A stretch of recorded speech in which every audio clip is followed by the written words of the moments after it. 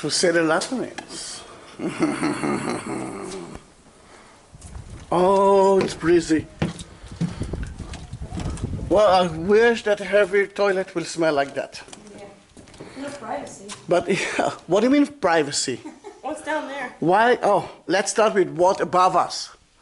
What you don't see here is another level of restrooms for the chief. Yeah, of course. Oh. The masters will never pull front of their soldiers. Now, this is for the soldiers, and you can see the toilet seat right there. And as people used to sit in front of each other, here it's not a problem. We are talking about men, but what about Caesarea today? Men and women together. That was part of life. The only problem is how they actually clean. And I don't want to say they don't here. have drainage. Yeah. But they do. Let's think about sponge. Oh, not that, fun.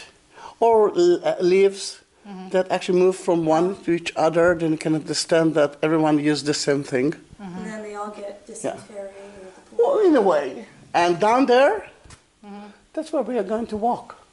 The sewage system. Wow. All the number 2, all the number 1 went out from here to the sea But where or did to the it go port. from the top layer? What about that? So, did they take